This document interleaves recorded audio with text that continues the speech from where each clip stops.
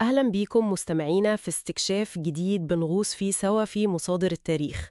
النهاردة بنرجع لفترة مهمة قوي في تاريخ مصر والشام، فترة تأسيس دولة المماليك التانية اللي هي دولة الجراكسة أو البرجية، وهنركز كلامنا على مؤسسها السلطان الظاهر برقوق. تمام.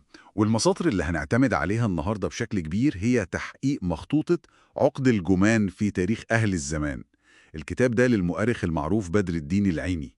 أهمية العيني يعني إنه كان شاهد عيان على جزء كبير من الأحداث دي، وده طبعا بيدي كلامه وزن ومصداقية خاصة، خصوصا إنه غطى الفترة دي بتفاصيلها تقريبا من 784 هجرية ل 801 هجري. مظبوط، يبقى هدفنا هنا إننا نستخلص أهم الأفكار والرؤى من كلام العيني ده. عايزين نفهم السياق اللي طلع فيه برقوق، وكمان التحديات الكبيرة اللي واجهته وهو بيأسس لدولة الجراكسة، وإيه أهم ملامح عصره كده.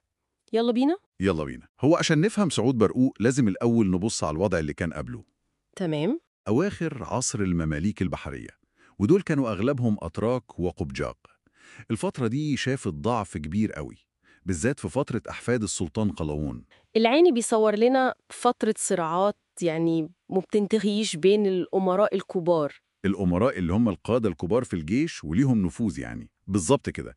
الصراعات دي طبعا أضعفت جدا السلطة المركزية بتاعت السلطان نفسه. وده بقى اللي فتح الباب لعنصر جديد إنه يظهر بقوة، اللي هم المماليك الجراكسة أو الشراكسة. برقوق نفسه كان واحد منهم، صح؟ أيوة. طب إزاي العنصر ده قدر يوصل للقمة كده؟ المصادر بتوضح والعيني بيشرح ده كويس، إن نفوذ الجراكسة زاد واحدة واحدة جوه الجيش وفي الإدارة. يعني كفاءتهم العسكرية وولائهم لبعض الأمراء اللي جابوهم خلاهم قوة.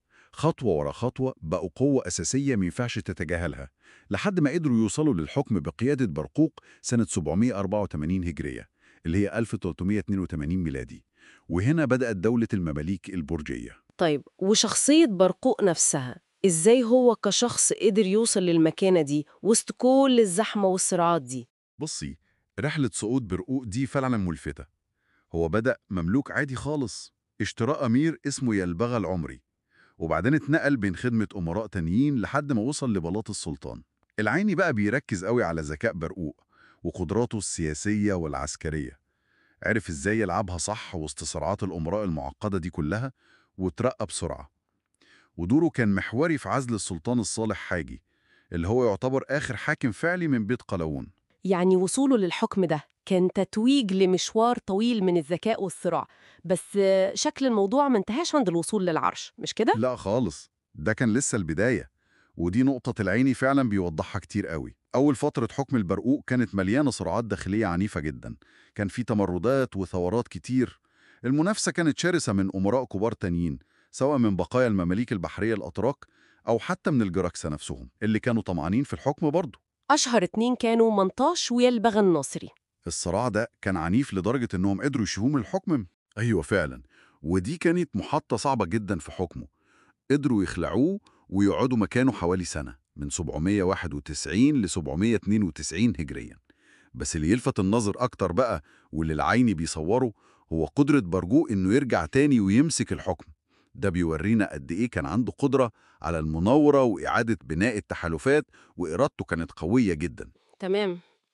وده يخلينا نسأل عن التحديات التانية، يعني بعيداً عن الصراعات اللي جوه، كان في أخطار جاية من بره كمان. التهديد الأكبر والأخطر في عهده مفيش كلام، كان خطر جيوش تيمور لانك اللي كانت يعني مكتسحة الدنيا في الشرق وقتها.